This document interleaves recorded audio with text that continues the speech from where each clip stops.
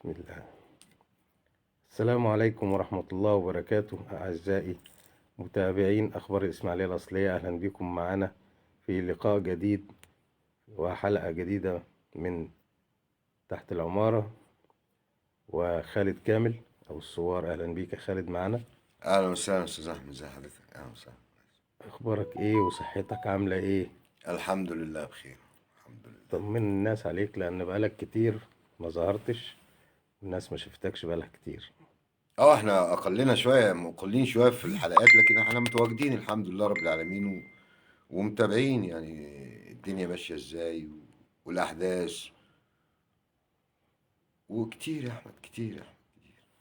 طيب، صحتك كويسة تقدر تتكلم هنقدر ان و- شاء الله. ومن غير نرفزة؟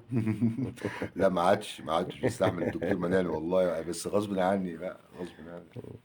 طيب نبدأ بإيه، بالإسماعيلي؟ طبعا النهارده انا هتكلم عن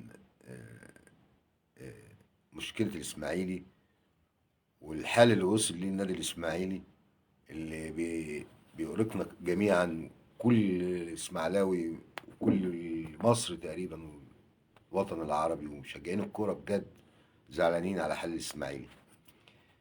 انا هتكلم بس في عجاله ان في ايه، ما انا مش فاهم يعني. الاسماعيلي ده مثلا مؤامره مدبره عليه. انا من الاول بقول انا دي مؤامره مدبره بتدبير وبخطط وسيناريو ممنهجه للحل اللي احنا نوصل فيه. لكن احنا كده وصلنا لحفله، مش هقول حفله هويه، احنا وصلنا لهويه خلاص. ان ما كانش من دلوقتي، يعني اقول دلوقتي ما حدش يقدر يعمل حاجه، حتى دلوقتي مش هنقدر انقاذ ان اللي بيحصل للاسماعيلي دلوقتي. الاسماعيلي كانه ايه؟ بيأدي واجب، فريق بيأدي واجب. يعني انا مع احترامي للانديه اللي انا هذكرها، يعني انا دلوقتي بتخيل الاسماعيلي هيبقى المنصوره، هيبقى السكه الحديد، هيبقى الترسانه. هنوصل للمرحله دي؟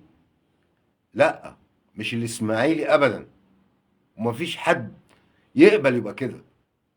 الاسماعيلي، انا بس عايز اوضح للناس اللي مش فاهمه وبتتكلم، والاعلام المضلل الرياضي، ان تعالى افهمكم بس حاجه. ان الاسماعيلي اخذ اول بطوله افريقيه.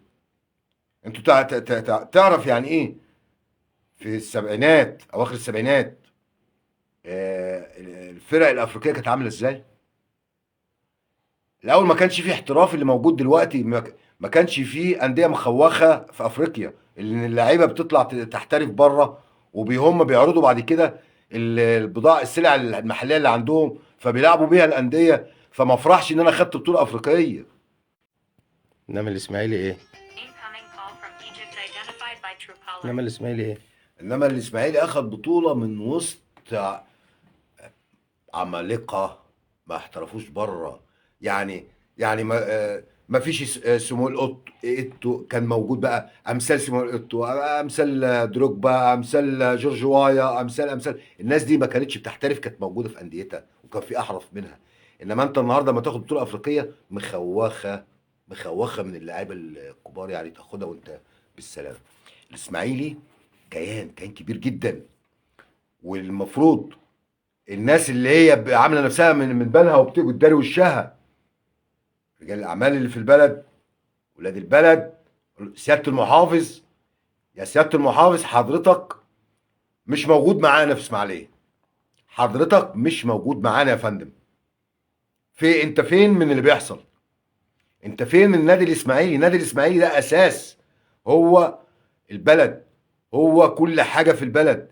الاسماعيلي لازم جبهه انقاذ للنادي الاسماعيلي. المجلس الحالي مش هيقدر يعمل حاجه. المجلس الحالي هيقعد يقضي دوره، النتائج هيقدم استقالته، سلام عليكم شكرا، ما فيش حد بيحاسب حد. وبعدين تعالى نتحاسب بقى من اللي وصل النادي للمرحله دي. مين من البدايات؟ ومين اللي خطط لكده؟ انقذوا الاسماعيلي، انقذوا الاسماعيلي، انقذوا الاسماعيلي. الاسماعيلي بيقع يا جماعه.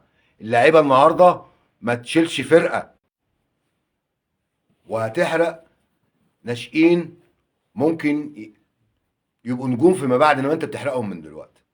ارجوكم، العثمانيين، محافظ، رجال الاعمال، النواب، الناس بقى اللي ايه اللي بتتشدق بحب الاسماعيلي. ده الوقت ودوركم، قولوا لنا هتعملوا ايه. ده بالنسبه للنادي الاسماعيلي. كنا اتفرجنا على فيلم أرض النفاق، كان في راجل بيبيع حبوب بتاعة نفاق وحبوب صدق وحبوب اه. شجاعة. تفتكر في حد بيبيع الكلام ده دلوقتي؟ أنا ملاحظ إن في حبوب بتتوزع الأيام دي، بس حبوب نفاق. احنا دخلنا بقى في الاحداث المؤلمه اللي الواحد حزين عليها بجد في البلد هنا، اللي عماله تنتشر وتنمو وتتوغل في المجتمع الاسماعيلي. الموضوع انا من بدايه خالص من زمان قوي بقعد اقول في ناس بتطلع من الارض زي الدود، من المستنقعات، وبتلاقي اللي بيحتويها، بتلاقي اللي بيربربها وبيربيها وبيراعيها. بقينا النفاق دلوقتي يعني النفاق التطبيل، عدم قلة الضمير. انت النهارده لما يطلع لي واحد يقعد يسقف لمسؤول فاسد ويقعد يتشدق بيه، ان كان اعلامي ان كان راجل اي، يطلع يتشدق بواحد فاشل، واحد فاسد. طب انت عايز ايه تاني بقى؟ ما تصدق مين ده؟ ما انت بتطبل عشان انت راجل مثلا معروف، الناس بتنساق وراك. لو واحد هاجم مسؤول بيطلع واحد ملوش لازمه يهاجم عشان ليه مصلحه معاه. طب ده على حساب مين بقى؟ المواطن. على حسابنا احنا. اللي بيحصل ان النهارده لما تطلع ان بتخلي المسؤول الفاشل او الفاسد يتشجع بقى ويبجح منكم، من الناس اللي بتقول له انت صح، سيبك منهم. لو واحد هاجمه يطلع واحد، يطلعوا مجموعه هوب عليه بيكتموه.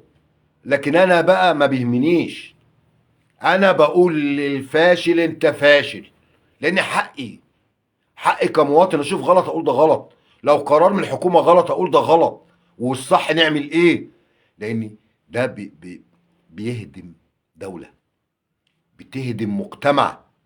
انا امبارح فوجئت، لقيت جرس، فتحت لقيت ناس كهرباء جايين مجموعه كده معاهم عدادات، عايزين نشيل عداد ونركب عداد كارت. ايه يا عم في ايه؟ ايه يا عم في ايه على الصبح؟ من غير انذارات، من غير يعني أي هو في حاجة. ايه؟ قبل ما تاخدوا قرار اعرفوا، عرفوا الناس. النهارده ماشي انا غيرت العداد، طب انت هتنزل لي المناطق الشعبيه بقى تغير لي العدادات الكارت؟ يطلع يجي يستحمى ما يلاقي، يجي فجاه النور يقطع عليه، معهوش فلوس يشحن كارت، هيعمل ايه؟ والغاز هيبقى كده معهوش فلوس، والميه هتبقى كده معهوش فلوس يشحن. في ناس ما معهاش فلوس تاكل عيالها تعشيها، هيجيب هيشحن كارت منين؟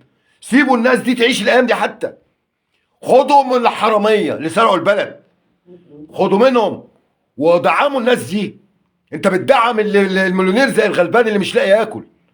الكروت دي مش وقته، في حاجات اهم نبص لها. وكل واحد قاعد عمال يفتش في ام المواطن.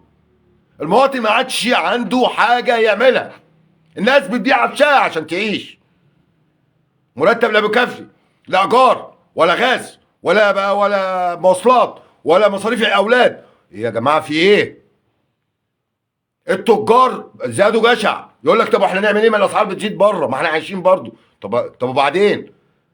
النهارده روح اقعد على الكافيه اشرب فنجان قهوه ب 20 جنيه، معاك اتنين تلاته صحابك تدفع لك 80 جنيه. ما هو تعالى انا بحسبها دلوقتي. تعالى انت حضرتك صاحب قهوه، انا بجيب 25 جنيه بن، بيقعد معايا مثلا بيعمل لي 20 كوبايه 20 فنجان. ايه يا عم في ايه؟ طب ما تخليه ب 5 جنيه واعمل 100 اكسب، بدل ما تبيعه ب 20 جنيه وتعمل 10. ده اللي بيحصل مع التجار التجزئه.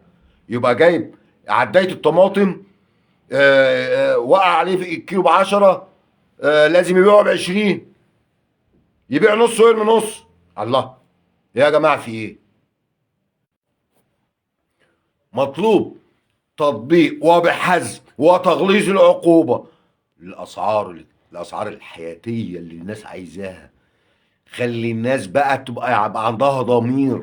أنا عايز الناس بس كل واحد كده حاسب نفسه، يقعد مع نفسه، يحط نفسه قدام الشخص اللي قدامه، قدام جاره، قدام قريبه. لازم نحس ببعض، وإلا كلنا هنضيع، كلنا هنقع. ولو احنا محدش هيسمع علينا.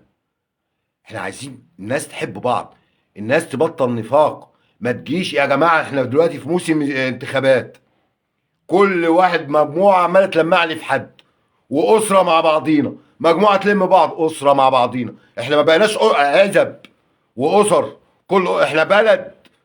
احنا عايزين واحد من وسط الشارع ما يدفعش جنيه، احنا ندفع له. بس هو ده اللي عايزينه، بس يدافع بحق. هنقول ايه؟ ما هيجبر في النواب يقدم استقالته. انا نفسي مسؤول يطلع يقول انا مقدم استقالتي لاني مش الدنيا مش قادر اعمل. مفيش. طب انت حضرتك بتتكلم كوزير كمسؤول، هي دي الموجوده امكانياتي واللي. طب حضرتك مش عارف تحل دي، يبقى سيبها لغيرك. احنا عندنا شباب واعي مثقف صدره. تمام. فلازم نراجع نفسنا. لازم. احنا في موسم انتخابات، كل فرقة عاملة لنفسها مجموعات ومجموعات، وده بيلمع وده بيجري هنا وده بيجري هنا، وعزومات وحفلات وفرحات وتكريمات. كل الكلام ده ما بيأكلش عيش. ده ناس محدودة كده، مصلحة بيلفوا هنا وهنا على كل مائدة. انا عايز الناس تفهم. سيبوكوا من 100 جنيه و200 جنيه والكرتونة والكلام ده. تنقي صح، تنقي اختيارك صح، عشان ما نندمش زي ما احنا بنندم دلوقتي. يعني في حاجات كتير عايزة مراجعات وعايزة حسابات وعايزة وقفة. عايزين قيادات تانية، عايزين شباب يطلع يتحمل مسؤولية. احنا يا جماعة، انا ببقى بزعل قوي بجد بقى بيني وبينكم، اما بلاقي واحد بقى متخطي ال70 وال60، وقاعد على منصب ماشي بروتين زمان، وشباب عمال تحت مش عايز مكبوت، عايز يطلع يعبر افكاره. لا انا خليني بقى. الراجل يجي تمام ايه، يقعد بقى ويريح يعني. يقعد كاستشاري، اقعد اتفرج على القيادات، على الشباب، اراعي، اوجه، ابقى مشوره، ياخد مشورتي. انما ما بقاش انا صاحب قرار. ما انا راجل فكري عقيم من الستينات والسبعينات، عايش في الراديو اضربه يغني، ما يعرفش يتعامل مع التكنولوجيا الحديثة. يبقى ازاي ده يتبوأ مركز كبير، وشباب اطفال بيفوقوه علما وثقافة في التكنولوجيا. يا جماعة المعادلة لازم تتعدل، لازم الاطار الصحيح. كل واحد يبدع في مكانه واللي بيفهم فيه، ما يبقاش كل حاجة هو واحد بيبقى متحكم في كل حاجة. قرارات يا جماعة، انسوا بقى. احنا باسلوبكم بنبقى عبيد عند صاحب المال. احنا اللي بنعمل في نفسنا كده. انا لما هيتفضل. والله نسيت. انا لما ابقى راجل ايه؟ اما بقى راجل رايح احط ادي صوتي وابطل 200 جنيه والكرتون كده. ما انا كده ذليت نفسي واخترت اختيار سيء، اساء للمنظومه. ضيعت واحد هيطلع يدي ويصلح ويعمل. يا عم سيبك من الكرتونة، تقعد معاك يوم يومين ملهاش قيمة. قيمتك في ذاتك، في نفسك، في كرامتك. انا اموت من الجوع ولا مديش ايدي لحاجة تسيء للباقي. انت ما بتضرش نفسك ولا عيالك، انت بتضر غيرك. صدقوني لازم نقف مع بعض، لازم نقف وقفة داخلية من جوانا. يعني انا يحضرني ان من عمل قانون اللي احنا ماشيين بيه.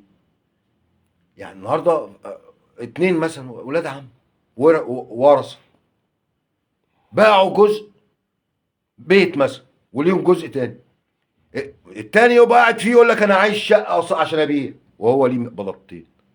ضيع حق. فين القانون بقى؟ القانون يجيب حق التانيين ازاي؟ ما تفهمش.